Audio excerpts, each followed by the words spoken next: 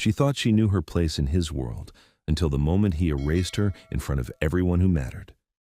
Claire Whitman had spent 3 years driving the man she secretly loved, learning his fears, holding his confidences, becoming the person he turned to when the world felt too heavy. But when cameras turned and questions were asked, Ethan Brooks looked her in the eyes and reduced 3 years of connection to 4 devastating words. "She's just my driver." What Claire didn't know was that tucked away in Ethan's nightstand drawer was a photograph, one he'd kept for years, one that proved he'd been hiding the biggest secret of all. Now she's walking away, and he's about to learn that some lies cost you everything. If you want to see how this story unfolds, hit subscribe and drop a comment telling me what city you're watching from. I want to know where my audience is. The morning sun felt like broken glass against the windshield. Claire Whitman adjusted the rearview mirror for the 3rd time, watching Ethan Brooks straighten his tie in the back seat. His jaw was tight. His eyes were somewhere else. "Traffic's light today," she said softly. "We'll make it with time to spare." He nodded without looking up from his phone.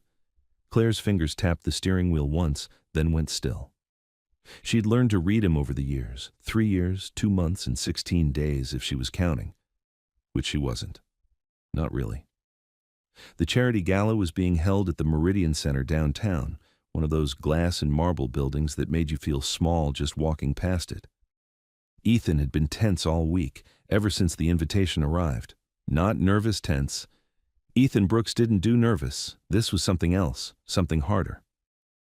"The GPS says 22 minutes, Claire added, keeping her voice even, professional. "Want me to take the bridge or stick to surface streets?" "Bridge is fine." His tone was clipped, distant. Claire's chest tightened, but she pushed the feeling down deep where it couldn't show on her face. She'd gotten good at that, too. The city slid past them in blocks of gray and gold. Morning commuters crowded the sidewalks, clutching coffee cups and staring at phones. Claire drove smoothly, changing lanes with the kind of precision that came from repetition. She knew every route in the city, knew which streets flooded when it rained, knew where the potholes waited to ruin your day. She knew Ethan's schedule better than her own. "You need anything before we get there?" she asked. "Water? Your notes?" "I'm fine." But he wasn't. Claire could see it in the way his shoulders held tension like a locked door, could hear it in the one-word answers that had replaced their usual morning conversations. Those conversations had changed over time. Started professional, weather and traffic and appointment reminders. Then, slowly, carefully, they'd become something more. He'd told her about his father once, during a late night drive home from a business dinner. How Robert Brooks had built an empire but couldn't build a relationship with his son. How success had walls that kept people out just as much as they kept you safe inside. Claire had listened, hadn't offered cheap advice or empty comfort, just listened. And he'd kept talking. That was 2 years ago. Now they talked about everything and nothing, books they'd read, music that mattered, the small observations that made a day memorable.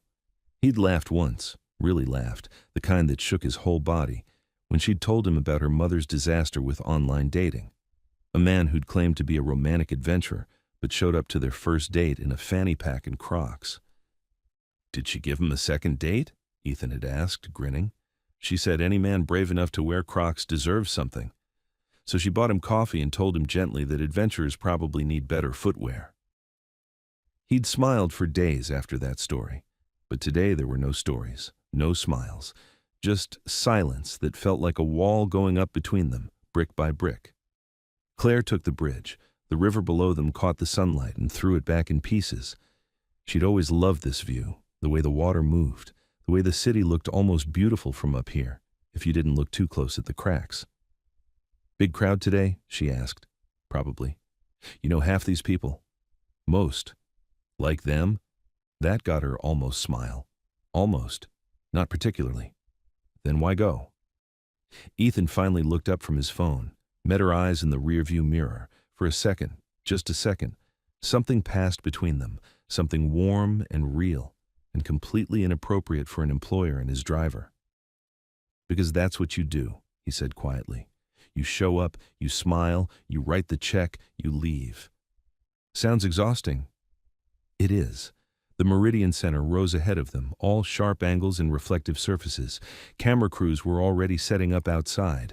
Claire's stomach dropped. She should have known. Charity galas meant press, press meant photographs.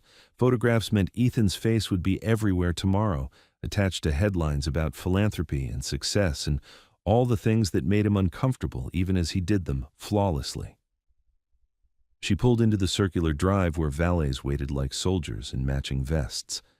One of them stepped forward immediately, recognizing the car, recognizing Ethan. "Mr. Brooks," the young man said, opening the back door. "Good to see you, sir." Ethan stepped out, buttoning his suit jacket in one smooth motion. He looked like money, like power, like someone who belonged in magazine spreads and corner offices. Claire stayed in the driver's seat, hands on the wheel. This was the part where she usually waited. Ethan would attend his event. She'd find parking nearby, grab coffee, read her book. He'd text when he needed pickup. But today he paused, turned back toward the car. "Claire," she rolled down the window. "Yeah? Come inside." Her heart did something stupid. "What?" "Come inside," he repeated. "You'll be waiting for hours anyway. Might as well wait somewhere with air conditioning and decent coffee." "Ethan, I'm fine in the car." "I'm not asking you to work the room. Just come inside." There was something in his voice, something that made her chest feel tight and loose at the same time. "Okay," she heard herself say. She parked in the structure across the street, checked her reflection in the visor mirror. Plain navy dress, low heels, hair pulled back in a neat ponytail. She looked exactly like what she was, a professional driver who knew how to blend into the background. That had always been the goal. Be reliable. Be invisible. Don't complicate things. The lobby of the Meridian Center was cathedral quiet despite the crowd. Marble floors caught every footstep and turned it into an echo. Crystal chandeliers hung overhead like frozen waterfalls. Women in evening gowns, at 10 in the morning, laughed softly and touched diamond necklaces that probably cost more than Claire's annual salary. She found Ethan near the registration table, talking to a man in a gray suit. When he saw her, something in his face relaxed, just a fraction, just enough for her to notice. "Claire, this is Richard Moss. Richard, my driver. Claire Whitman." Driver. The word landed exactly where it should have. Professional. Clear. Appropriate. So why did it sting?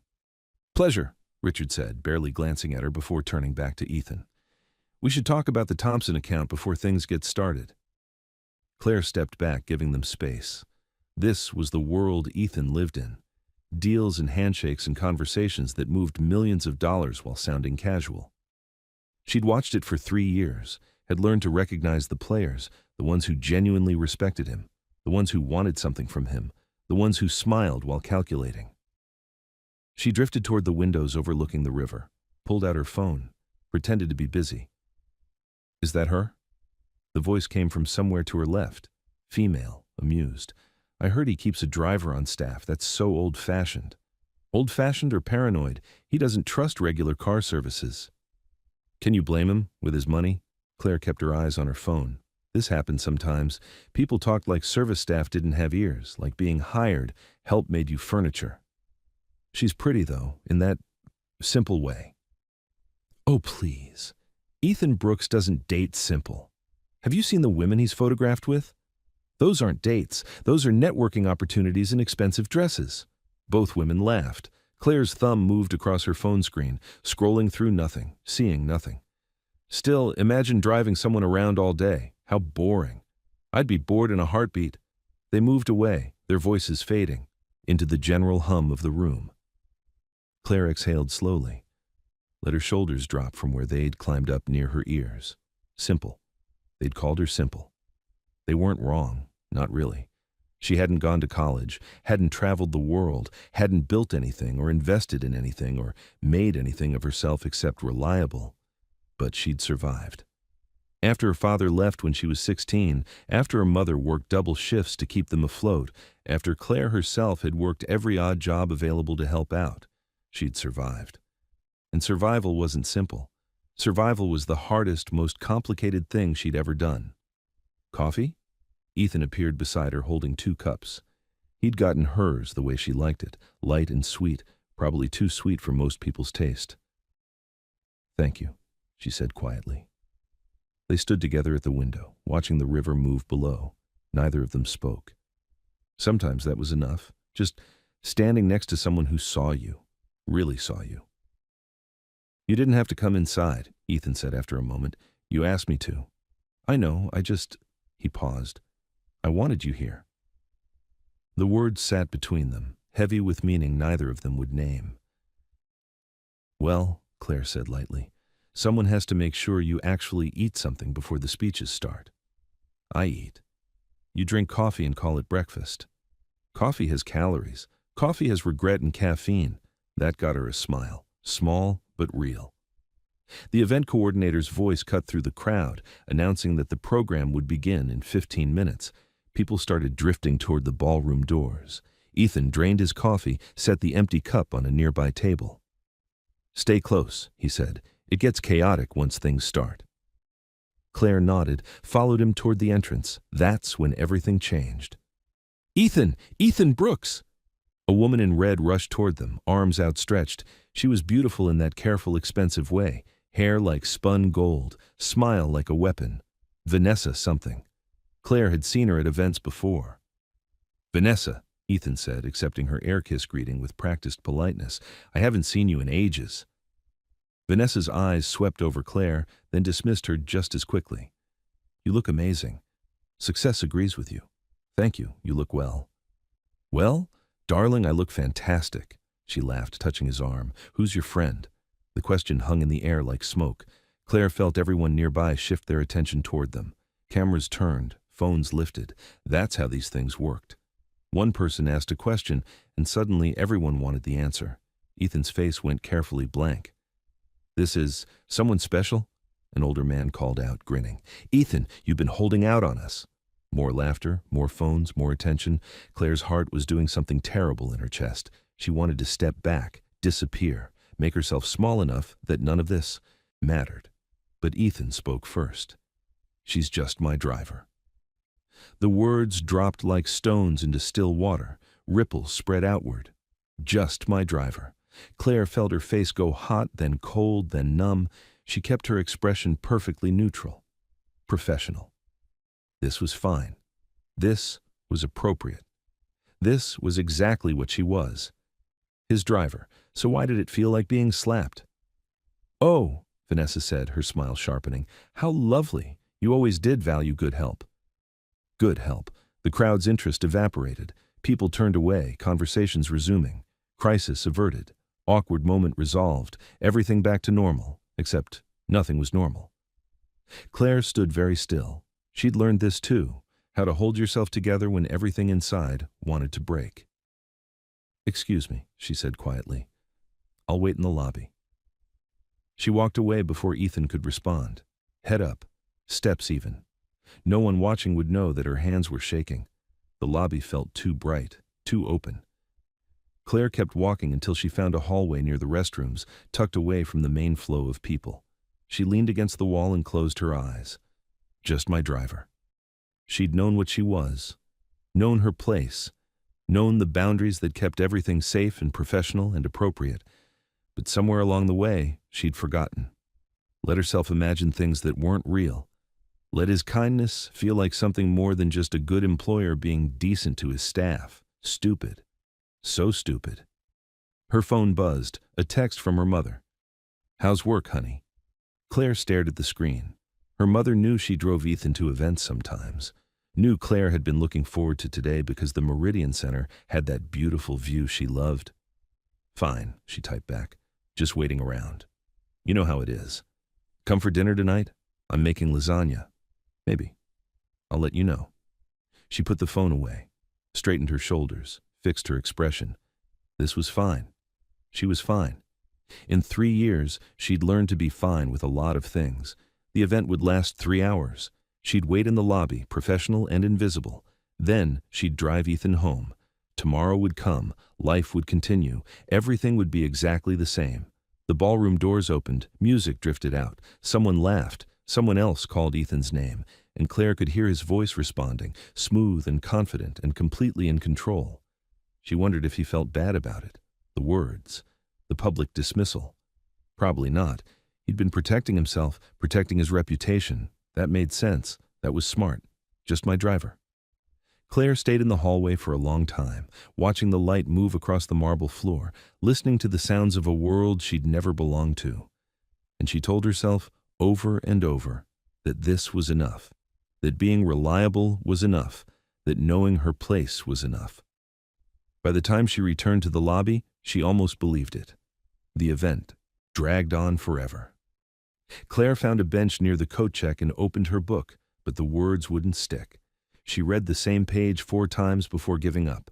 Around her, staff members moved efficiently. Caterers with trays, security in dark suits.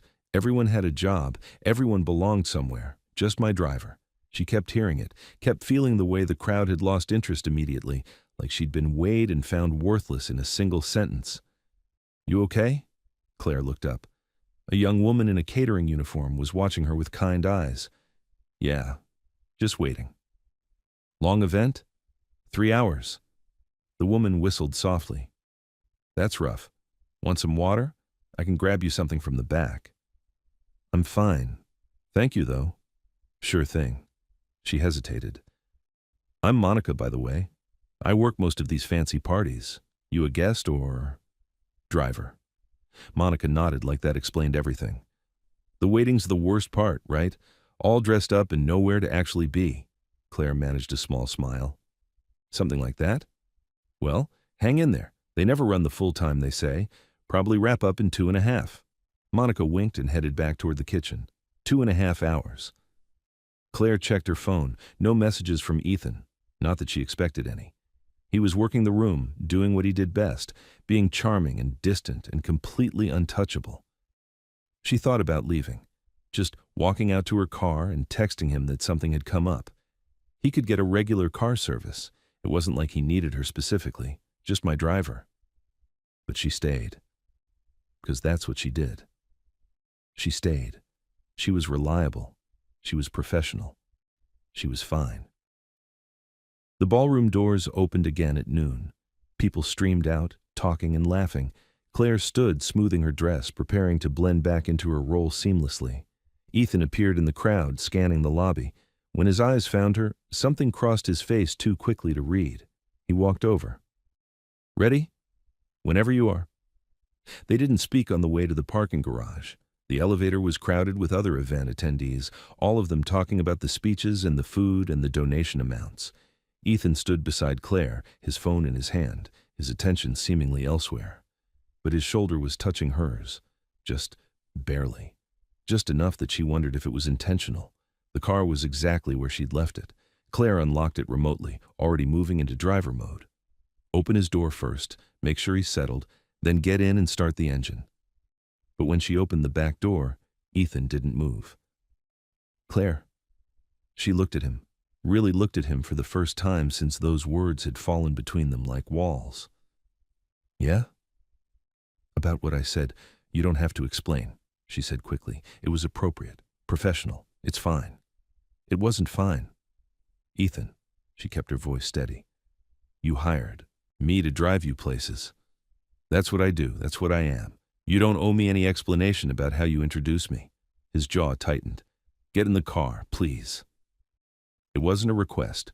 Claire closed his door and walked around to the driver's side, started the engine, adjusted the mirror. Her hands moved through the familiar motions automatically. "Where to?" she asked. "Home?" She pulled out of the garage and into midday traffic. The sun was high now, burning away the morning's softness. Everything looked sharp, harsh, real. "I handled that badly," Ethan said after several blocks. Claire kept her eyes on the road. "It's fine. Stop saying it's fine." "What do you want me to say?" "The truth." "The truth?" Claire's hands tightened on the wheel. "The truth is you're my boss. You pay my salary. You decide how you introduce me. That's how this works." That's exactly how it works." Her voice was still calm, still professional, but something underneath it had teeth. "I'm your driver, Ethan. You said it. They heard it. Everyone went back to their conversations because that's all I needed to be." Silence filled the car like water. "I was protecting you," Ethan said quietly. From what? From them, from speculation, from... He stopped. From me. Claire glanced at him in the mirror. His face was turned toward the window, but she could see the tension in his shoulders, the way his hands were fisted on his thighs. You don't need to protect me, she said. I'm not fragile. I know you're not fragile. That's not what I meant. Then what did you mean? But he didn't answer. Just stayed silent for the rest of the drive home, watching the city pass by like he'd never seen it before. Ethan's building was one of those modern high-rises downtown, all glass and steel and views that cost more per month than most people made in a year. Claire pulled into the circular drive, put the car in park. Thank you, Ethan said, reaching for the door handle. Wait. He stopped. Claire turned in her seat to face him. Boundaries are necessary. I get that. I've always gotten that. But if that's what you want, real boundaries, professional distance, then that's what I'll give you. Claire, starting tomorrow, I'll be requesting a reassignment. His face went very still. What? I'll submit the paperwork tonight.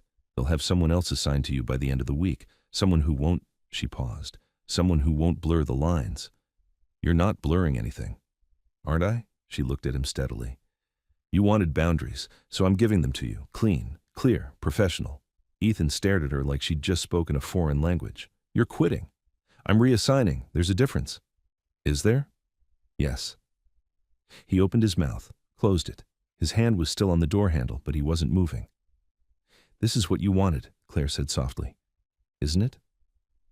For a long moment he didn't answer. Then, finally, yeah, I guess it is, she nodded, turned back around in her seat. Have a good afternoon, Mr. Brooks. The formality landed exactly as intended. Mr. Brooks, not Ethan. He got out of the car without another word. Claire watched him walk into the building, his shoulders straight, his stride confident. Everything about him screamed success, control, someone who had everything figured out. She waited until he disappeared into the elevator. Then she drove away, heading nowhere in particular, letting the city swallow her whole. Her phone rang 20 minutes later. Her mother. Hey, Mom. You sound terrible. What happened? Of course Linda could tell. Mothers always knew. Long day, Claire said. Can I still come over for dinner? Honey, you never have to ask. Come now if you want. I have to drop the car off first. Give me an hour. I'll make extra garlic bread, the kind you like. Claire's eyes stung. Thanks, Mom. Claire? Whatever it is, it's going to be okay. I know. But she didn't. Not really. Because for the first time in 3 years, she didn't know what tomorrow looked like. Didn't know who she'd be driving. Didn't know when she'd see Ethan again. Just my driver. The words followed her all the way across town, echoing in the empty spaces where something else used to be. Something warm. Something that had felt, for just a moment, like it might be real. But that was the thing about moments. They passed. They ended. And you were left with exactly what you'd always had. Yourself and the road ahead, the knowledge that some things were never meant to last. Linda Whitman's house smelled like home. Garlic and tomato sauce, and that underlying scent of vanilla candles she bought in bulk from the discount store. Claire stood in the doorway, keys still in her hand, and felt something inside her finally crack. Oh, baby. Her mother pulled her inside, wrapped her in arms that had held her through every hard thing life had thrown at them. Come here. Claire let herself be held. Didn't cry. She'd learned a long time ago that crying didn't fix anything, but let herself be held. Sit, Linda said, guiding her to the worn couch that had been in the family for 20 years. I'm getting you wine. Mom, it's 2 p.m. And, you think wine cares about time? Linda disappeared into the kitchen, returning with 2 glasses and a bottle that was probably older than it should be. She poured generously. Now, talk. Claire took a sip. The wine was sweet and cheap and perfect. I'm reassigning. Getting a new client. Linda's eyebrows rose. Ethan? Yeah? After 3 years? After 3 years. Her mother settled into the opposite chair, the one that squeaked when you sat wrong. She didn't push, just waited. Linda Whitman had patience, like other people had money, endless and carefully spent. He introduced me as just his driver today, Claire said finally. At this charity thing. Someone asked who I was, and he said I was just his driver. Linda sipped her wine. And? And nothing. That's what I am. But it felt like being erased.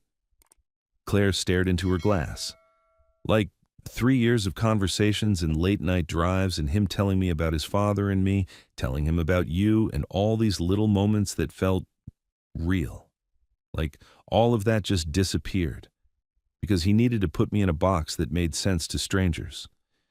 Did you want him to introduce you differently? I don't know. Maybe. No. Claire shook her head. I don't know what I wanted, but I know what I got. And it hurt. And that's the problem, Mom. It shouldn't hurt. He's my boss. I'm his employee. That's it. Except it's not it. Except it's not, Claire agreed quietly. Linda leaned forward. Baby, I'm going to ask you something, and I want you to really think before you answer. Do you love him?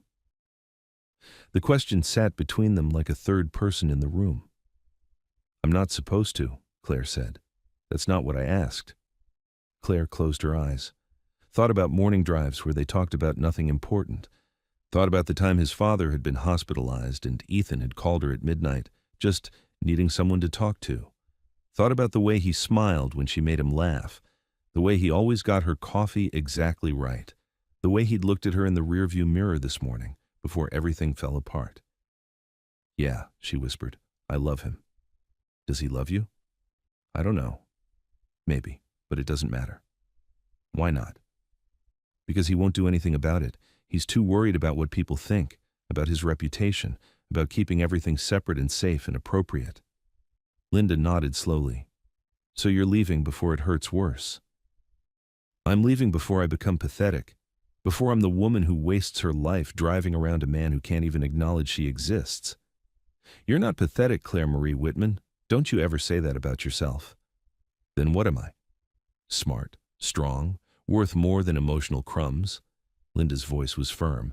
And if he can't see that, if he can't be brave enough to choose you openly, then yes, you walk away. You walk away with your head up and your heart intact. Claire finished her wine. My heart's not intact, Mom. Not today, but it will be. They sat in silence for a moment. Somewhere outside, kids were playing. Claire could hear their laughter through the open window, bright and uncomplicated. I keep thinking about Dad, Claire said suddenly. Linda's face shifted. Your father has nothing to do with this. Doesn't he? He left because things got hard, because committing to us was scarier than running away. Ethan hasn't left. You're choosing to reassign. Because he can't commit. Because when it mattered, when he had a chance to show that I was more than just hired help, he chose safety. He chose his reputation over me. Linda was quiet for a long moment. Then, your father was a coward who ran from responsibility. Ethan sounds like a man who's scared of something, and fear isn't the same as cowardice. But Claire, you can't fix his fear. You can't love someone into bravery. They have to find that themselves. So what do? You protect yourself. You keep your dignity. You let him figure out what matters to him. And if he figures it out and comes to you honestly, truly, then maybe you consider it. But if he doesn't? Linda reached over and squeezed her daughter's hand. Then you keep driving forward, baby. Because you're worth someone who isn't afraid to choose you. Ethan Brooks sat in his apartment as afternoon became evening, staring at the city lights appearing one by one, like answers to questions he hadn't asked. His phone was face down on the coffee table. He'd already checked it 17 times. No messages from Claire. Not that he expected any. Not after what he'd done. Just, my driver. He'd set it to protect her. That's what he told himself. She'd been standing there, cameras turning toward them, people speculating, and all he could think was that they'd tear her apart. They'd make assumptions, spread rumors, reduce 3 years of genuine connection to some trashy tabloid story about the rich boss and his employee. He'd panicked, thrown up the only wall he could think of, and hurt her in the process. Ethan picked up his phone, opened his messages, typed and deleted several texts before settling on, "Can we talk?" He stared at it for a full minute before deleting that too. What would he even say? That he was sorry? He was. But sorry didn't fix what he'd broken. Sorry didn't change the fact that he'd chosen his own comfort over her dignity. His father would have been proud. The thought made his stomach turn. Robert Brooks had built an empire on careful calculation and emotional distance. Never let them see you care. Never give anyone leverage. Trust was a weakness that smart men didn't indulge in. Ethan had spent his whole life trying not to become his father, and yet here he was, pushing away the one person who actually knew him, because being vulnerable felt too dangerous. He stood, walked to his bedroom, opened the drawer in his nightstand. The photograph was old now, the edges soft from being touched too many times. Claire, 3 years ago, standing next to his car on her first day. She'd been nervous, he remembered that. Nervous but trying not to show it, her chin up and her shoulders straight. He'd hired her because she'd been the only candidate who hadn't tried to flatter him. Everyone else had talked about what an honor it would be to work for him, how exciting, how prestigious. Claire had looked him in the eye and said, "I'm a good driver. I'm reliable. I won't waste your time." Simple, direct, real. He'd liked her immediately. That first week he'd tried to maintain professional distance, but she'd made it impossible. Not by pushing or flirting or doing anything inappropriate. She'd made it impossible by just being Claire, by asking genuine questions, by listening when he talked, by existing in his space without wanting anything from him except a fair salary and respect. 6 months in, he'd realized he was in trouble. A year in, he'd realized he was in love, and he'd been too much of a coward to do anything about it. His phone rang. "Marcus." "Yeah?" Ethan answered. "You sound terrible. What happened?" "Nothing." "Ethan, I've known you for 12 years. Try again." Ethan sank onto the edge of his bed, still holding the photograph. "I messed up." "With what?" "With Claire." A pause. "What did you do?" "The charity thing today. Someone asked who she was. I said she was just my driver." "Ah," Marcus's voice went flat. "You're an idiot." "I know." "No, I don't think you do, because an idiot makes a mistake. You made a choice, a stupid, cowardly choice." "I was protecting her." "From what? From people knowing she exists? From having to acknowledge that she matters to you?" Marcus sighed. "Man, I love you, but sometimes you're so full of it I can't even look at you straight." "She's reassigning." Silence. Then, "What?" "She told me this afternoon. She's putting in for reassignment. I'll have a new driver by the end of the week." "And you let her?" "What was I supposed to say? That she's wrong? That she should keep driving me around while I treat her like furniture in front of everyone else?" "You could have told her the truth." "Which is?" "That you love her, you idiot. That you've been in love with her for years and you're too scared to do anything about it." Ethan's throat felt tight. "It's not that simple." "It's exactly that simple. You're making it complicated because complicated feels safer than honest." "If I'm honest, they'll crucify her. You know how these people are. They'll say she slept her way into my life, that she's using me, that I'm some rich fool who fell for the help." "And?" "Let them talk. Who cares?" "I care. She deserves better than being reduced to gossip." "She deserves better than being reduced to nothing," Marcus said sharply, "which is what you did today. You made her nothing to protect yourself. Don't pretend it was about her." The words hit like fists. "Marcus, I'm not done. You want to know what love looks like? Love looks like courage. Love looks like standing next to someone and saying, 'This matters to me,' even when it's uncomfortable, even when people talk, even when it's scary." Marcus's voice softened. "Your dad messed you up, man. I know that. But you don't have to be him. You can choose differently." "And if I lose her anyway?" "Then at least you'll lose her honestly. Right now, you're losing her because you're too afraid to even try." The call ended. Ethan sat in the dim light of his bedroom, holding a photograph of a woman who'd become everything to him without him meaning for it to happen. His phone buzzed, a text from Claire. "Reassignment paperwork submitted. HR will contact you about a replacement. Thank you for 3 good years. 3 good years." Past tense, like they were already over.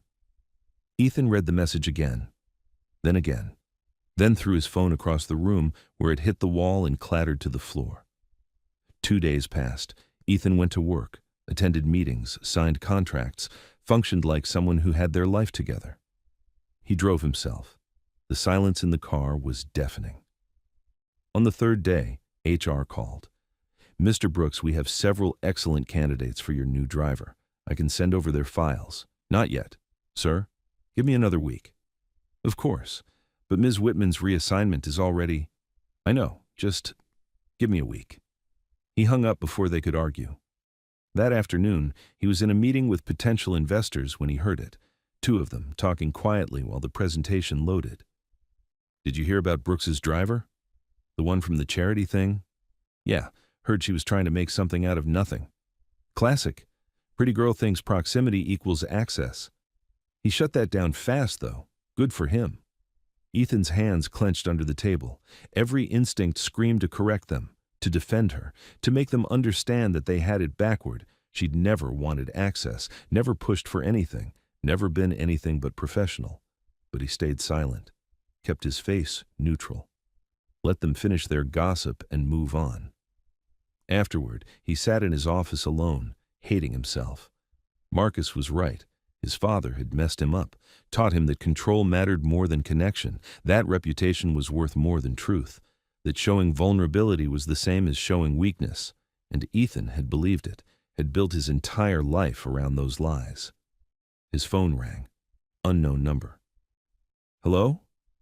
Mr. Brooks, this is Daniel Chen from Century Staffing. We placed Claire Whitman with you 3 years ago. I wanted to follow up on her reassignment. Ethan's stomach dropped. What about it? Well, she's requested placement with a new client, and we wanted to make sure there were no issues. Her file notes indicate excellent performance. Her performance has been perfect. So the reassignment is personal preference on her part? Yes. I see. We have her scheduled to start with a new client next Monday. A Ms. Patterson, recently relocated from Chicago. She'll be good for Claire. Less demanding schedule, better hours. Better hours, meaning less time, less proximity, less of everything that had made the last 3 years matter. Great, Ethan heard himself say. That's great. We appreciate your understanding, Mr. Brooks. Claire's one of our best.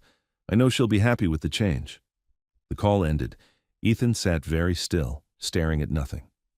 Monday. She'd be gone Monday. 4 days. He had 4 days to figure out if he was brave enough to be honest, or if he was going to let her walk away believing she'd meant nothing more than a good employee. His office door opened. Marcus walked in without knocking. You look terrible, Marcus said. Thanks. She starts with someone new on Monday. I know. So, what are you going to do about it? Nothing. It's what she wants. Marcus sat down across from him, leaning forward with his elbows on his knees. Let me tell you something. My grandmother, you remember her, right? The one who raised me after my parents died? Yeah. She used to say that regret comes in 2 flavors, the regret of trying and failing, and the regret of never trying at all. And the second kind? Marcus shook his head. The second kind eats you alive, because you spend the rest of your life wondering what if. What if you'd been braver? What if you'd taken the chance? What if you'd chosen love over fear? This isn't about fear. Yes, it is. And that's okay. Fear's normal. But courage isn't the absence of fear, man. Courage is being scared and doing it anyway. Ethan looked at his oldest friend, the person who'd stood by him through everything, who'd never let him get away with his own lies. What if I tell her and she's done anyway? What if I'm too late? Then you're too late, but at least you'll know you tried. At least she'll know the truth. Marcus stood. Stop protecting yourself, Ethan. Start protecting what actually matters. That night, Ethan didn't sleep. He lay in bed staring at the ceiling, thinking about all the moments he'd stolen over the last 3 years. Moments when he'd let conversations run long, when he'd asked her to come inside instead of waiting in the car, when he'd texted her at midnight just to share something funny, when he'd memorized how she took her coffee and made sure it was always available. Small things, careful things, things that let him be close to her without admitting why he wanted to be close. He thought about the way she laughed, really laughed, with her whole body when something genuinely struck her as funny. The way she listened without judgment, the way she'd never once treated his wealth like it made him more important than anyone else.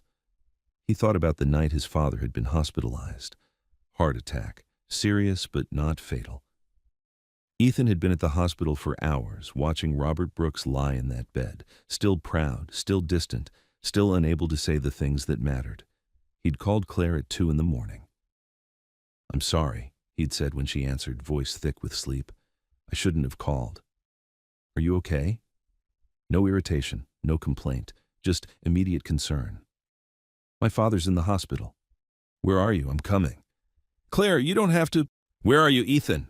She'd arrived 30 minutes later, sat with him in the waiting room, didn't try to fill the silence with empty comfort, just sat with him. Let him talk when he needed to. Talk. Let him be quiet when words felt impossible. At dawn, she'd gotten them both coffee from the cafeteria. They'd watched the sunrise through the hospital windows, and she'd said, "People think money fixes everything, but it can't fix the things that matter most, can it?"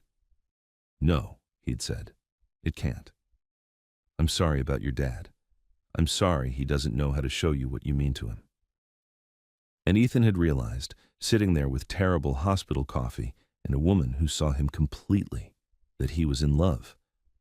Now, 3 years later, he was losing her, because he'd been too afraid to do what she'd always done: be honest, be real, be brave enough to show up as exactly who he was. His phone was still on his nightstand, screen dark and silent. He picked it up, opened his messages, stared at Claire's name, typed, "I need to talk to you," deleted it, typed, "I'm sorry," deleted it, typed, "I love you." His finger hovered over send. Then he deleted that too, because words weren't enough.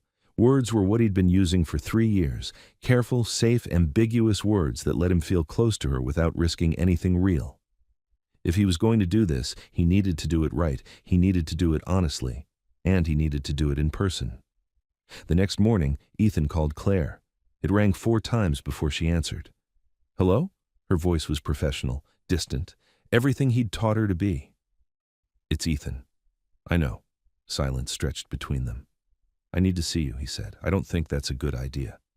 Please, just one conversation. That's all I'm asking." "Ethan, I'll come to you, wherever you want, whenever you want. Just give me 20 minutes. He could hear her breathing on the other end of the line, could picture her standing somewhere, maybe in her apartment, trying to decide if he was worth the time. "Why?" she asked finally. "Because I owe you the truth, and I owe it to you in person." More silence. Then, "Tomorrow, 1 p.m., Riverside Park near the fountain. I'll be there. And Ethan, if this is about the reassignment, if you're trying to talk me out of it, don't. My mind's made up. It's not about that. Then what's it about?" He closed his eyes. "Everything else." The line went dead.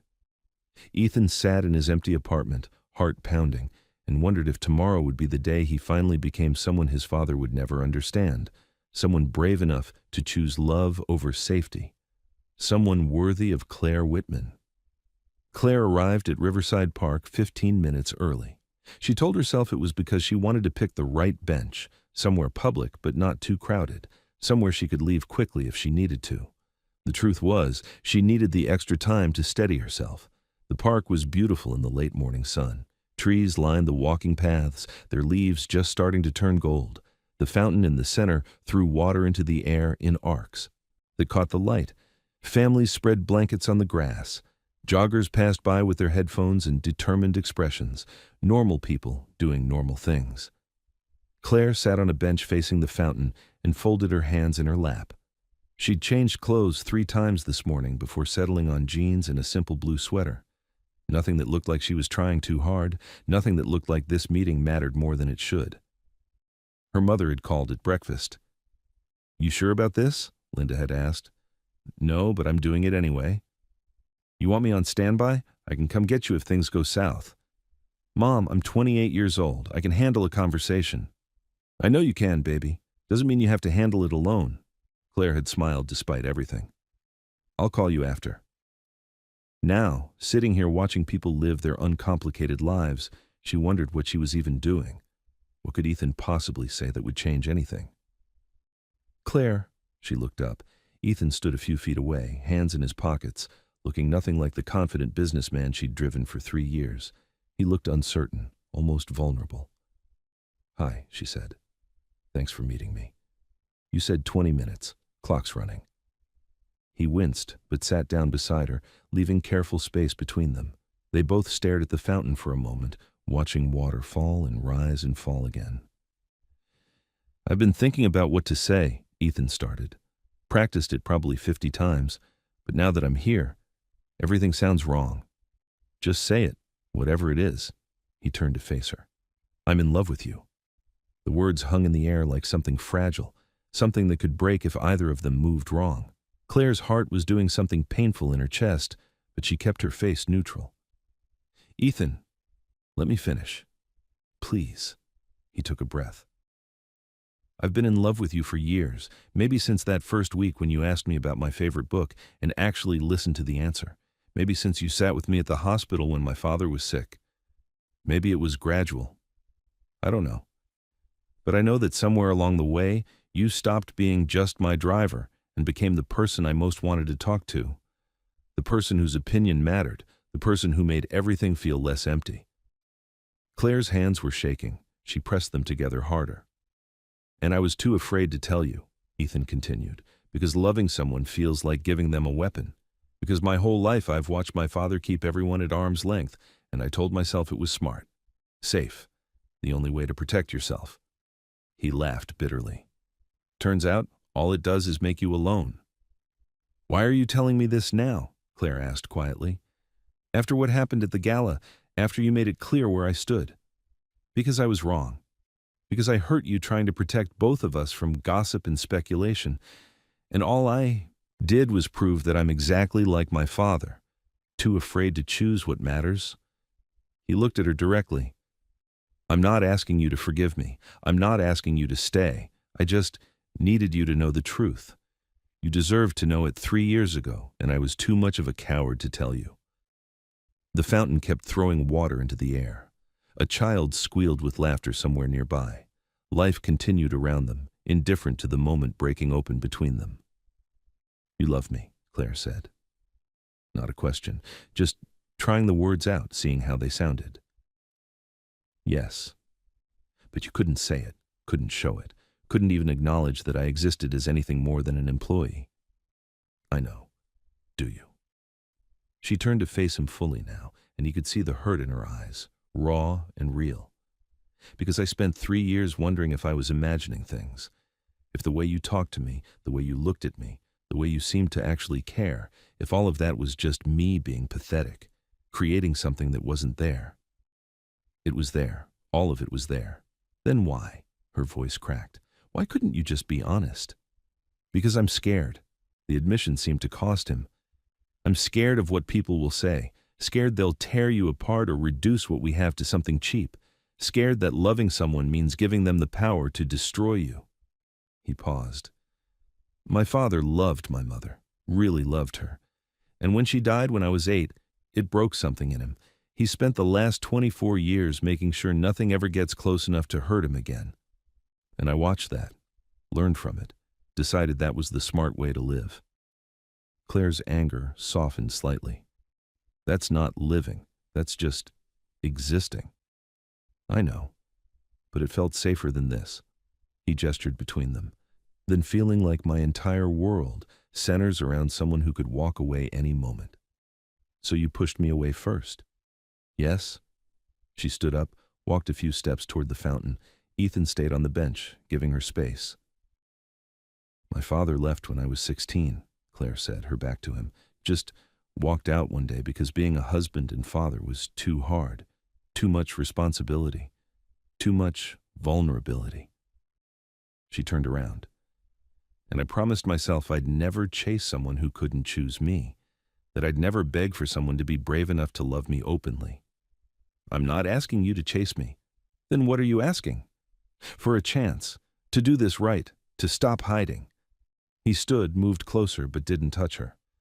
I'm asking you to let me try, to prove that I can be someone worth choosing. Claire looked at him, really looked at him, saw the fear he was admitting, saw the hope underneath it, saw a man who'd spent his whole life behind walls finally stepping outside them. I'm still reassigning, she said. His face fell. Okay. But not because I don't care about you, because I do, more than I should. She wrapped her arms around herself. I'm reassigning because I can't be your employee, and you're whatever this is. It's not fair to either of us. Understanding dawned on his face. So you're not saying no.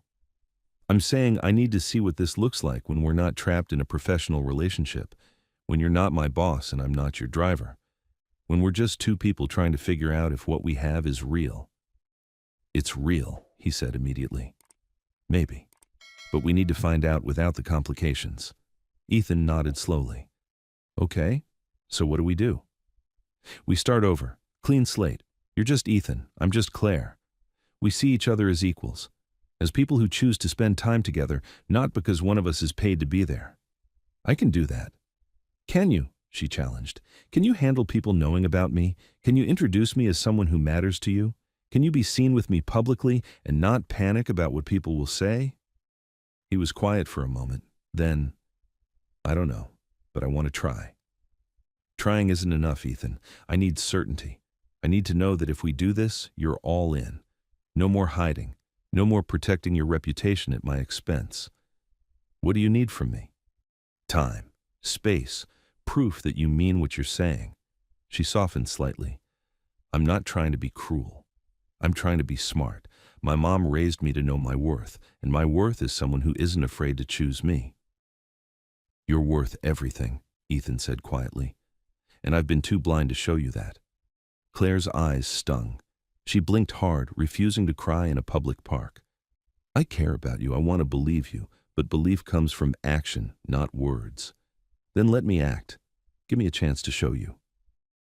She studied him for a long moment, saw the man she'd spent 3 years getting to know, the man who was thoughtful and kind when no one was watching, who worked hard not because he had to, but because building something mattered to him, who carried his father's emotional distance like a wound he didn't know how to heal. Okay, she said finally, but on my terms. Name them. We take this slow. We date like normal people. Coffee, walks, actual conversations where we both get to be vulnerable. And if at any point you start pulling away or hiding or treating this like a secret, I'm done. No second chances. Understood. And you have to deal with your father issues, because I'm not going to be collateral damage for unresolved family trauma. He almost smiled. Fair enough. I'm serious, Ethan. If we do this, we do it honestly. All of it. The messy parts, too. I want that. I want all of it. Claire nodded. Then I'll call you when I'm ready, when I've had time to think and process and figure out if this is what I really want. How long? As long as I need. He looked like he wanted to argue, wanted to push for a timeline or a promise or something concrete, but he just nodded. Okay. Okay. They stood there, two people on the edge of something that could be beautiful or could be a mistake. The fountain kept running, the world kept moving. And somewhere between them, something fragile and hopeful began to take shape. I should go, Claire said. Yeah, okay. She started to walk away, then stopped, turned back. Ethan? Yeah? Thank you for being honest. It doesn't fix everything, but it matters. Claire? Yeah? Take all the time you need. I'll wait. She nodded once, then walked away, her footsteps steady on the path that led out of the park. Ethan watched her go, hands still in his pockets, heart hammering against his ribs. He'd told the truth, put himself out there, admitted the fear and the love and everything in between. Now all he could do was prove he meant it. 2 weeks passed like years. Claire started her new position with Ms. Patterson, a retired executive who needed rides to doctor's appointments and lunch meetings with friends. It was easy work, calm, predictable, boring. But it gave Claire space to think, space to breathe without Ethan's presence filling every moment. Her mother was cautiously supportive. You doing okay? Linda asked over dinner one night. I think so. You think so? I miss him, Claire admitted. Which is stupid because I saw him every day for 3 years. I should be sick of him by now. That's not how feelings work, honey. I know. She pushed food around her plate. What if I'm making a mistake? What if he meant everything he said and I'm just being stubborn? Are you being stubborn or are you being smart? I don't know. Linda reached across the table and squeezed her hand. Listen to me. If he's serious, he'll wait. He'll do the work. He'll prove it. And if he's not, then you saved yourself more heartbreak down the line. Either way, taking time isn't a mistake. Claire nodded. You're right. Of course I'm right. I'm your mother. That night, Claire looked at her phone. No messages from Ethan. He was keeping his word, giving her space. She typed, "How are you?" Stared at it for 5 minutes, then deleted it. Not yet.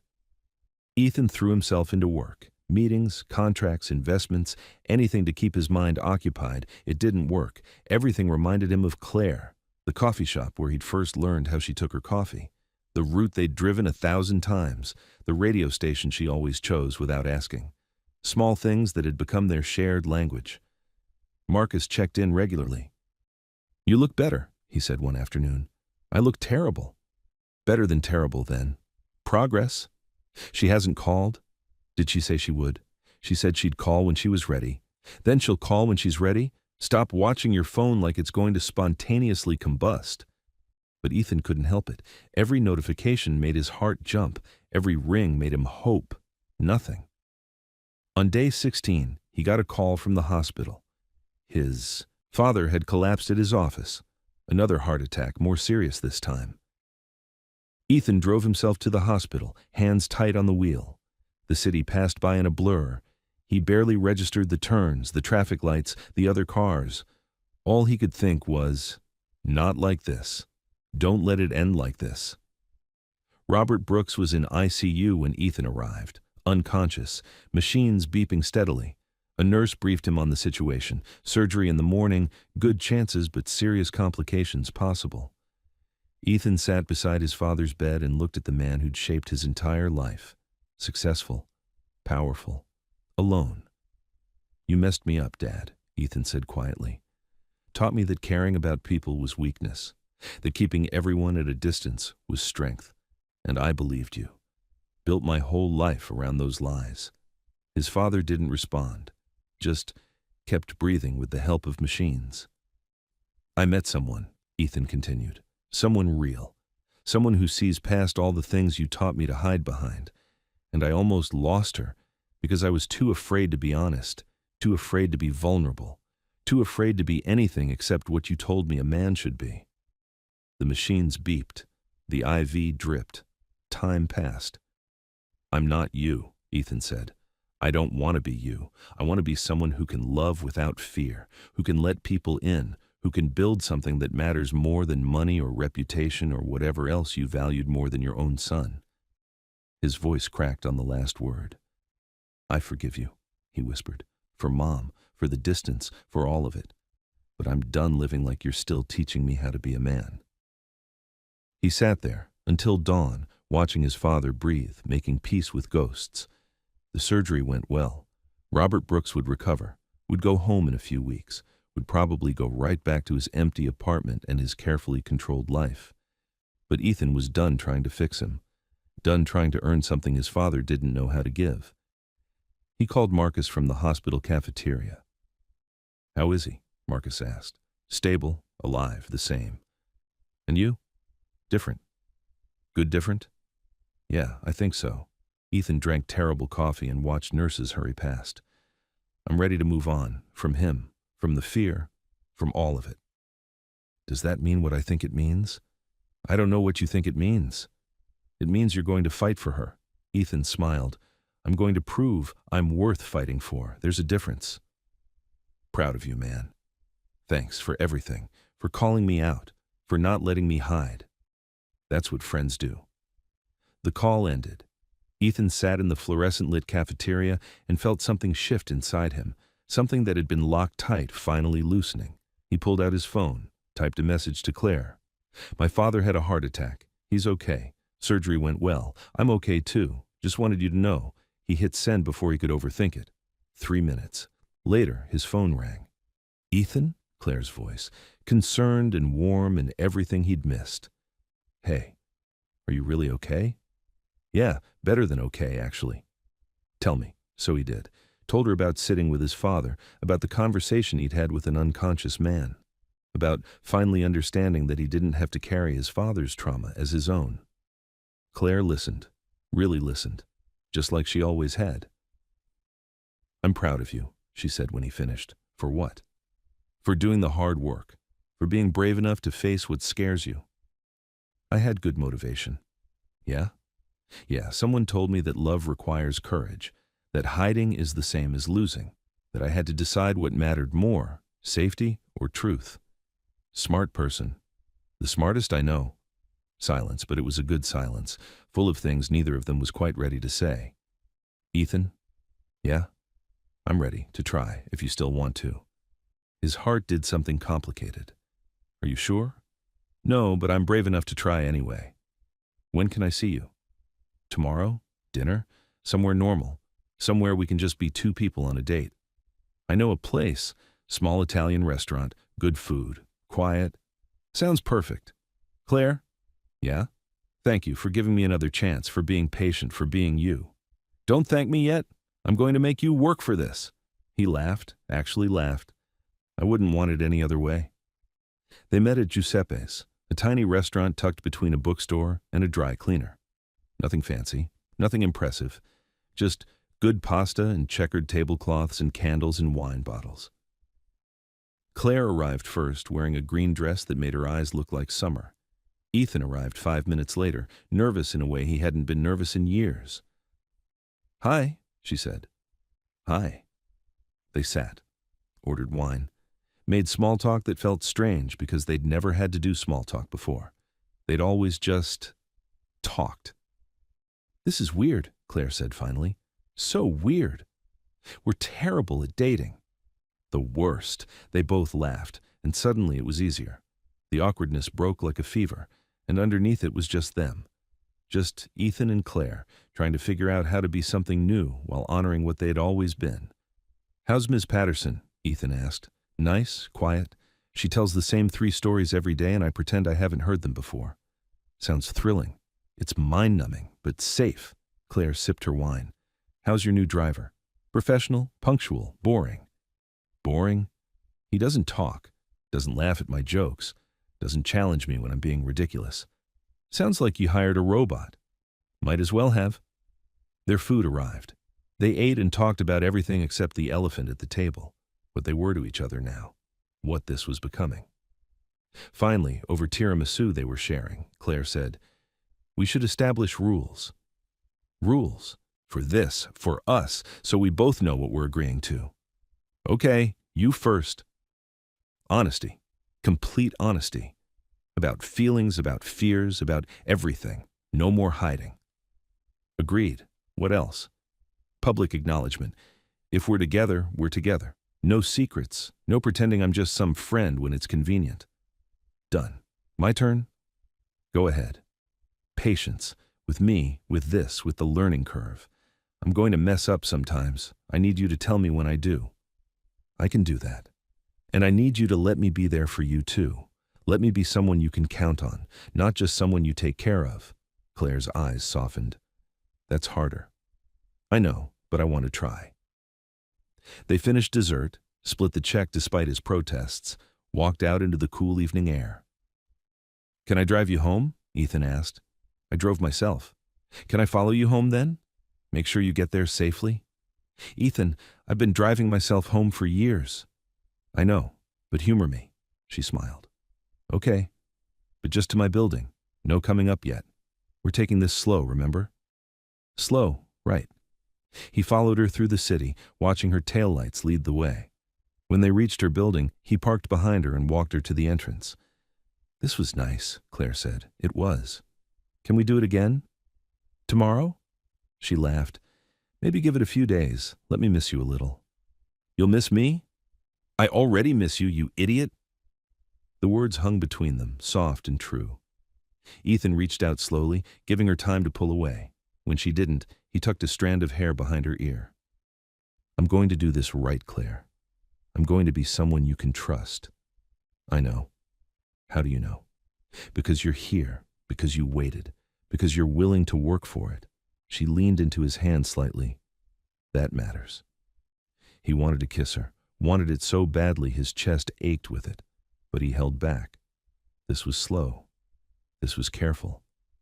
This was building something that could last. Good night, Claire. Good night, Ethan. She went inside. He stood on the sidewalk watching her building, feeling like he'd just won something precious. His phone buzzed. A text from her. Thank you for tonight. For everything. He typed back, thank you for giving me a chance to deserve you. 3 dots appeared. Disappeared. Appeared again. You're getting there. He smiled all the way home. Over the next 3 weeks, they fell into a rhythm. Dinners twice a week, phone calls most nights, long walks through the city where they talked about everything and nothing, movies where they shared popcorn, bookstores where they recommended favorites, normal things, date things, things that felt both brand new and completely familiar. Ethan met Linda for Sunday lunch, was terrified. Linda grilled him politely but firmly about his intentions. By the end, she'd softened. "You hurt my daughter again. I'll key your car," she said pleasantly. "Understood, ma'am." "Good. Now, pass the breadsticks." Claire laughed until she cried. They went to a movie premiere that Ethan had to attend for work. When photographers asked who she was, he said clearly, "This is Claire. She's with me." No qualifiers, no hesitation, just truth. Claire squeezed his hand. "You did good. I'm learning." They got coffee the next morning and read about themselves in gossip blogs. Mystery woman steals Brooks's heart. Millionaire goes public with new romance. "How do you feel?" Claire asked, watching him scroll. "Like I don't care what they write. Like none of it matters as long as you're here." "That's very romantic." "Too much?" "Never too much." But it wasn't all easy. 3 weeks in, they had their first real fight. Ethan had to cancel dinner last minute for a business emergency. Claire understood, but was hurt. He got defensive. She shut down. They ended the call frustrated with each other. Ethan stared at his phone, feeling panic rise. This was it. This was where it fell apart, where he proved he couldn't do this after all. Then his phone rang. "Claire." "I'm sorry," she said immediately. "That wasn't fair. You had work. I get it." "No, I'm sorry. I should have explained better. Should have asked to reschedule instead of just canceling." "We're both learning." "Yeah, we are. Can we try again? Tomorrow? I'll clear my whole schedule." "Don't do that. Just dinner. Just us. Just honest." "Deal." They worked through it, learned from it, grew from it, and slowly, carefully, what they were building started to feel solid, real, like something that could last. 6 weeks into their new beginning, Claire realized something had shifted, not dramatically, not in some grand romantic gesture, but in the small, steady accumulation of moments that added up to trust. Ethan called when he said he would, showed up on time, listened when she talked about her day, really listened, the way he always had, but now without the careful distance he used to maintain. He asked questions, remembered details, cared openly instead of hiding it behind professional courtesy. They were sitting in his apartment for the first time, sharing Chinese takeout on his couch, when she finally said it out loud. "I love you." Ethan froze with a dumpling halfway to his mouth. "What?" "I love you," Claire repeated, more confidently this time. "I've loved you for a long time, actually. But now I get to say it without it being complicated or inappropriate, or any of the things that made it impossible before." He set down his chopsticks carefully. "Say it again." "I love you, Ethan Brooks." "Again," she laughed. "How many times?" "Every day for the rest of my life would be a good start." "That's very presumptuous." "Is it?" He moved closer, setting aside the takeout containers. "Because I love you too, have loved you, will keep loving you, in case that wasn't clear." "It's getting clearer." He kissed her then, finally, after weeks of holding back. It was soft and careful and full of everything they'd been building toward. When they pulled apart, Claire was smiling. "Took you long enough," she said. "Worth the wait?" "I'll let you know." He kissed her again, deeper this time, and she decided it was definitely worth the wait. Marcus threw them a "you finally got your act together" party 2 weeks later. It was small, just close friends Linda and a few people from Ethan's work who'd watched the whole thing unfold with varying degrees of amusement. "Speech!" someone called out. Ethan shook his head, but Marcus pushed him toward the center of the room. "Come on, man. Tell us how you landed way out of your league." Everyone laughed. Ethan looked at Claire, who was standing with her mother, looking embarrassed and beautiful. "Okay, fine," he said, "but this isn't about how I landed anyone. This is about how I almost lost everything because I was too afraid to be honest." The room quieted. "Most of you know I'm not great at vulnerability. I come from a family where emotions were weakness and control was strength, and I built my whole life around those principles." He found Claire's eyes. "Then I met someone who saw past all of that. who was patient when I was guarded, who was honest when I was hiding, who kept showing up even when I gave her every reason not to. Claire's eyes were shining. I spent 3 years loving her from a distance because I was too afraid to admit what she meant to me. And when I finally got brave enough to tell her the truth, she had every right to walk away. But she didn't. She gave me a chance to prove I could be better, could be someone worthy of her trust. He raised his glass. So this isn't about me finally getting my act together. This is about Claire being brave enough to believe I could. "To Claire!" Marcus shouted. "To Claire!" everyone echoed. She crossed the room and kissed him in front of everyone, and Ethan felt something settle deep in his chest. This was what safety felt like. Not walls, not distance, but choosing someone and being chosen back. 3 months in, they hit a rough patch.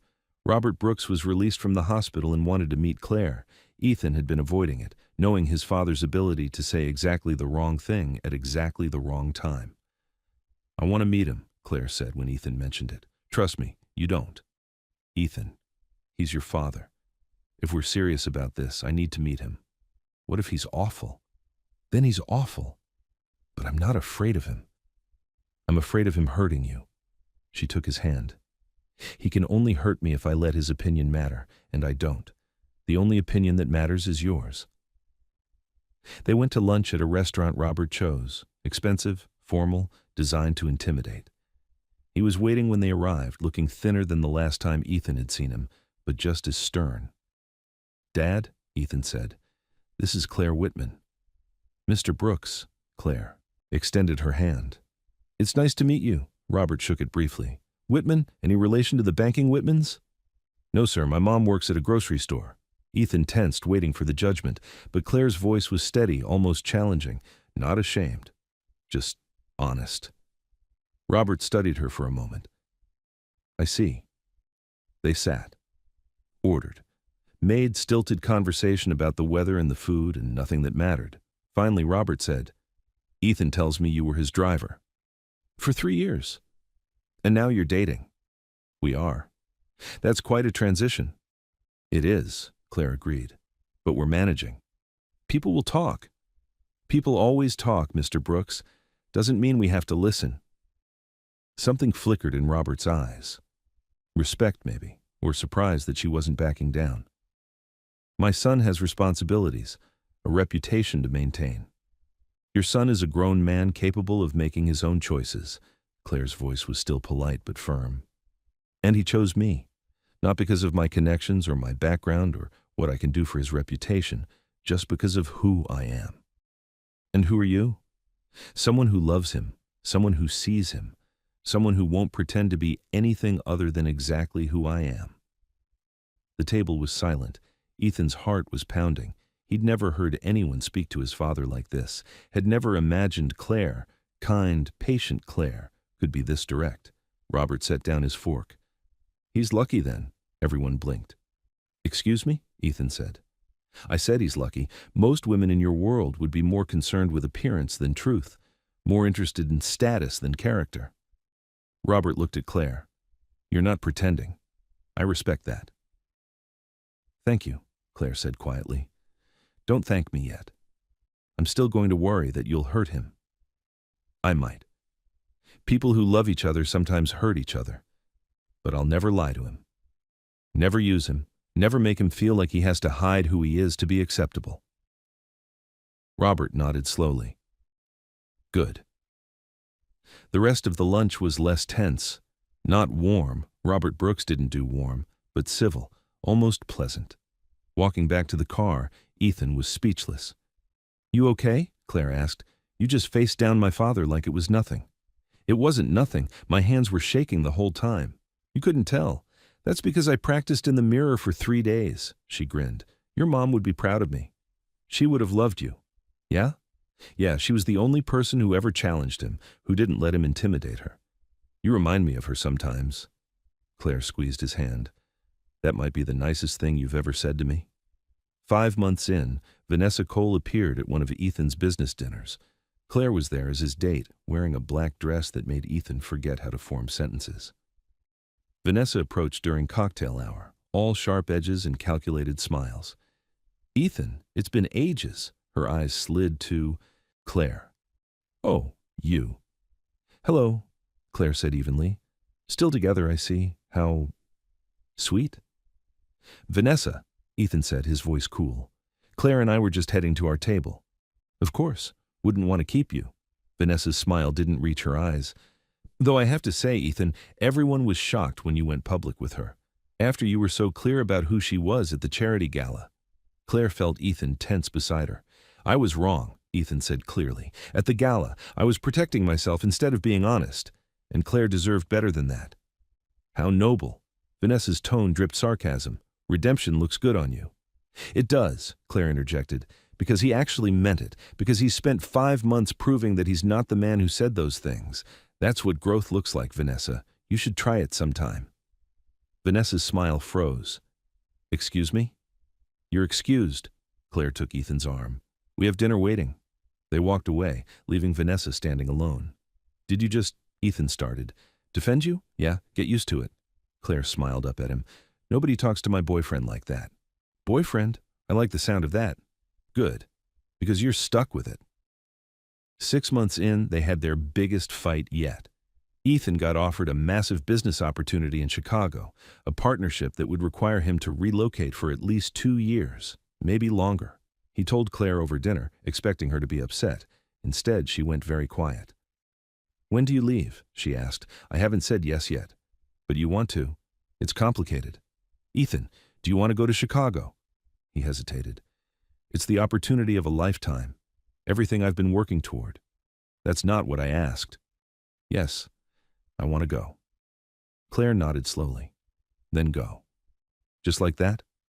"What do you want me to say? That you can't? That you have to choose between your career and me?" Her voice was tight. "I won't do that." "Claire, I need to go."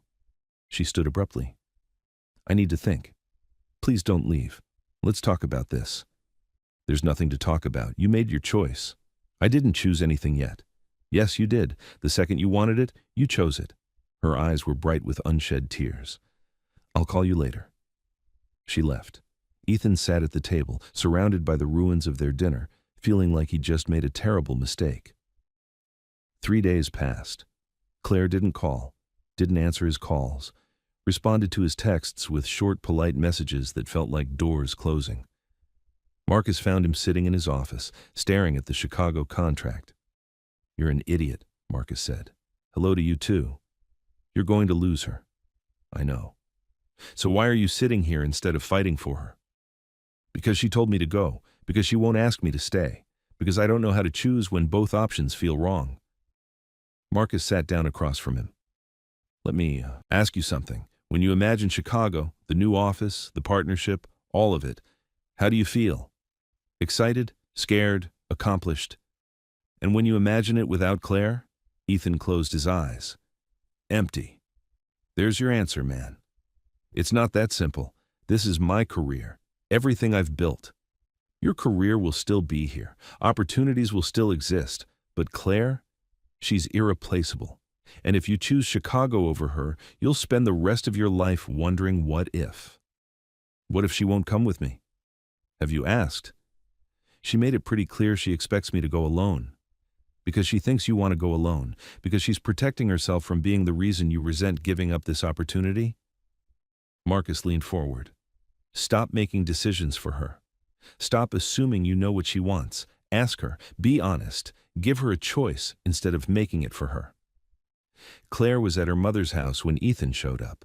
Linda answered the door, took one look at him, and called over her shoulder, "Claire, your emotionally unavailable boyfriend is here." "Mom," Claire appeared in the hallway. "He's not—" She stopped when she saw Ethan. "Hi." "Hi. Can we talk?" "I'm not sure there's anything to say." "Please, just give me 5 minutes." Linda looked between them. "I'll be in the kitchen. Yell if you need me to get the baseball bat." "Mom." "What? I keep it behind the door for emergencies." She disappeared, leaving them alone in the entryway. "Come sit," Claire said finally, leading him to the porch. They sat on the steps, not quite touching. "I turned down Chicago," Ethan said. Claire's head whipped around. "What?" I called them this morning, turned it down.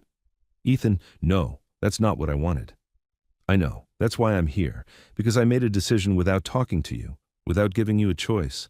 And I realized I'm still doing the same thing I've always done, making unilateral decisions to protect myself instead of building something together.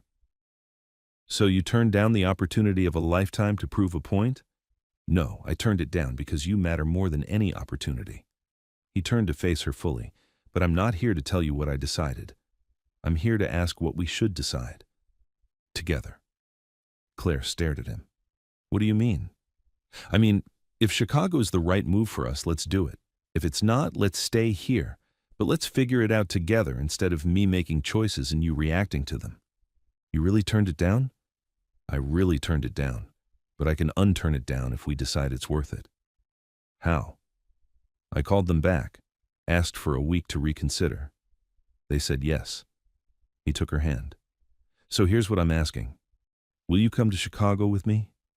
Not because you have to, not because I'm asking you to sacrifice anything, but because it's an adventure we can have together. Because 2 years isn't forever, and distance doesn't have to mean ending. What about my job, my mom, my life here? What about them? Ms. Patterson doesn't really need a full-time driver. You told me yourself you're bored, and your mom would visit. We'd make sure of it. He squeezed her hand. Or we stay here. I find other opportunities. We build our life in this city. Either way, I'm choosing you. I just want you to have an actual choice instead of assuming I know what's best. Claire's eyes filled with tears. You really mean that? Every word. I don't want to be the reason you give up your dreams. You're not. You're the reason I'm redefining what my dreams look like. Because a career in Chicago without you isn't a dream. It's just work. He wiped a tear from her cheek. But having an adventure with you, building something together, that's a dream worth chasing. What if I say no? What if I can't leave my mom? Then we stay. And I won't resent you for it. I won't hold it over you. We'll figure it out together. You promise? I promise. Claire was quiet for a long time, thinking, processing. Finally, she said, Okay? Okay, we stay? Okay, we go to Chicago. Ethan's face lit up. Really? Really? On one condition. Name it. We find a place big enough for my mom to visit. A lot. Like, embarrassingly often. Done. What else? That's it. That's the only condition. Everything else we figure out together. He kissed her then, right there on her mother's porch, and Linda wolf whistled from inside the house. Get a room, she yelled. We're getting a whole apartment, Ethan yelled back. In Chicago, Claire added. Linda appeared at the door, eyes wide. Wait, what? They had 8 weeks to prepare, 8 weeks of packing and planning and navigating the logistics of moving 2 lives into one shared space. Linda cried, but pretended she wasn't crying. I'm not crying, she said, wiping her eyes during dinner one night. I have allergies. Mom, it's December. Winter allergies, they're a thing. Ethan bought Linda a plane ticket. First visit is on me, and I expect you there within a month. You better take care of my daughter. I will, I promise. And you better let her take care of you too. She's good at that. I know, I'm learning. Marcus threw them a going-away party. Half the guests were genuinely happy for them. The other half were still processing how Ethan Brooks had gone from emotionally unavailable to moving in with someone in less than a year. Character development, Marcus explained to anyone who asked. It's a beautiful thing. Robert Brooks showed up unexpectedly with a card and a bottle of expensive wine. For your new place, he said gruffly. Dad, you didn't have to. I know I didn't have to. I wanted to. He looked at Claire. Take care of him. He's stubborn and proud and terrible at asking for help. I'm right here, Ethan protested. I know. That's why I'm telling her directly. Robert almost smiled. Your mother would have liked her. Would have liked what you've become. It was the most emotional thing Robert Brooks had said in years. Ethan hugged his father, who stiffened but didn't pull away. Come visit, Ethan said. Maybe I will. Moving day came too fast and too slow. Their apartment in Chicago was perfect. Big windows overlooking the lake, a second bedroom for Linda's visits, a kitchen where they could cook together. It was smaller than Ethan's place had been, more expensive than Claire's, and absolutely right. They spent the first night eating pizza on the floor, surrounded by boxes. This is insane, Claire said, looking around at their combined life. Good insane or bad insane? Good. Definitely good. Just surreal. She leaned against him. A year ago, I was driving you around, pretending I didn't love you. Now we're in Chicago, living together, building a life. Regrets? Not even one. She kissed his shoulder. You? Just one. She sat up, concerned. What? That I wasted 3 years being afraid when I could have been doing this. He gestured around them. Building this, being honest, choosing you. We weren't ready 3 years ago, either of us. Maybe not, but we're ready now. Yeah, we are. They unpacked slowly over the next few weeks, made the apartment theirs, found their favorite coffee shop, their grocery store, their regular walking route along the lake, built routines that felt like home. Claire found work with a private car service that paid well and didn't require full-time hours. She used the extra time to take online classes, something she'd always wanted to do but never had the space for. Ethan's new partnership was challenging and exciting, and exactly what he'd hoped. But the best part of every day was coming home to Claire, to someone who saw him, who challenged him, who made him want to be better. 3 months into Chicago, on a Saturday morning when sunlight streamed through their windows and coffee brewed in the kitchen, Ethan watched Claire reading on the couch and realized something. He wasn't afraid anymore. Not of vulnerability, not of being seen, not of loving someone so completely that losing them would shatter everything. Because loving Claire hadn't made him weak. It had made him brave. What? Claire asked, catching him staring. Nothing. Just thinking. About? About how you changed my life, she smiled. Pretty sure we changed each other's lives. Fair point. She set down her book. Come here. He crossed the room and sat beside her. She curled into his side, fitting perfectly like she always had. Thank you, she said quietly. For what? For being brave. For choosing me. For building this with me. Thank you for giving me the chance. They sat in comfortable silence, watching the morning light paint patterns on their floor, feeling the weight and lightness of everything they'd overcome to get here. 6 months into Chicago, Linda visited for the 3rd time. You two are disgustingly happy, she announced over breakfast. Is that a bad thing? Claire asked. It's annoying. I'm happy for you, but it's annoying. Ethan laughed. We'll try to be more miserable for your next visit. Don't you dare, Linda pointed her fork at him. You keep making my daughter this happy or I'll fly back here and cause problems. Yes, ma'am. That night, after Linda had gone to bed in the guest room, Claire and Ethan stood on their balcony overlooking the lake. I love this life, Claire said. Me too. Sometimes I can't believe it's real, that we're here, that we made it. We made it, Ethan agreed. Through fear and mistakes and learning how to be honest, we made it. She turned to face him. What's next? What do you mean? I mean, we moved to Chicago. We're living together. We're building this life. What comes next? Ethan smiled. I don't know. What do you want to come next? Everything. Nothing. Just this. More of this. Then that's what we'll do. More of this, together. He kissed her as the city lights reflected on the water below, as the future stretched out before them like a road they'd navigate together, and as everything they'd fought for settled into something real and lasting and beautiful. 18 months later, the morning was perfect. Cool autumn air, leaves turning gold, the kind of day that felt like a gift. Ethan and Claire stood in Riverside Park near the fountain where he'd first told her the truth, where everything had started to change. Their families were there. Marcus, Linda, even Robert, who'd flown in from home and was trying to look stern while clearly holding back emotion. The ceremony was small and simple, and exactly what they wanted. No elaborate wedding, no hundreds of guests, just the people who mattered, watching them promise to keep choosing each other every day. I love you, Ethan said when it was his turn to speak. I loved you when I was too afraid to say it. I loved you when I hurt you. I loved you while learning how to love you better. And I'll love you for every tomorrow we get. I love you, Claire replied, her voice steady and sure. I loved you when you were hiding. I loved you when you were learning. I loved you through every hard moment that taught us who we are together. And I'll keep loving you, even when you forget to take out the trash. Everyone laughed. Ethan grinned. Fair point. Do you take this woman? The officiant began. Yes, Ethan interrupted. Absolutely yes. And do you take this man? Yes, Claire said, laughing through happy tears. Obviously yes.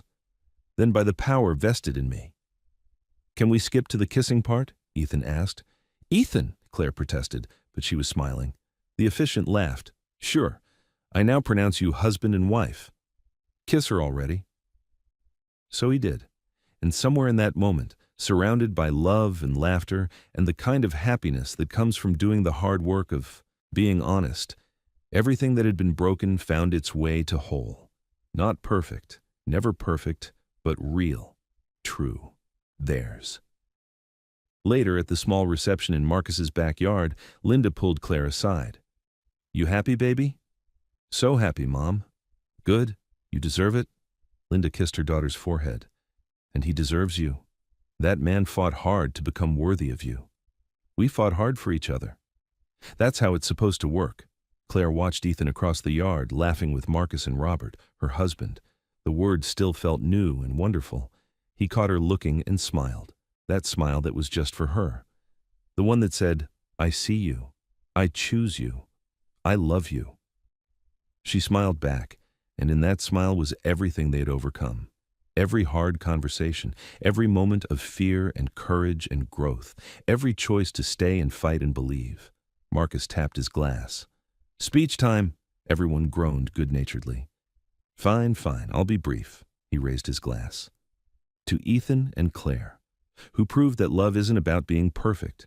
It's about being brave enough to be honest. Who showed us that choosing someone means choosing them again and again, even when it's hard, especially when it's hard. Here, here, someone called out. May your life together be filled with joy, laughter, and arguments that you actually resolve like grown-ups. Marcus grinned. And may you never forget that the best love stories aren't the easy ones. They're the ones where two people decide that together is worth the work. To Ethan and Claire, to Ethan and Claire. The celebration continued into the evening. Dancing and stories and the kind of warmth that comes from people who've watched a love story unfold and know it's the real thing. As the sun set, painting the sky in shades of gold and pink, Ethan found Claire standing alone for a moment, watching their families and friends celebrate. Hey, wife, he said, wrapping his arms around her from behind. Hey, husband, you okay? Perfect. Just taking it all in. She leaned back against him.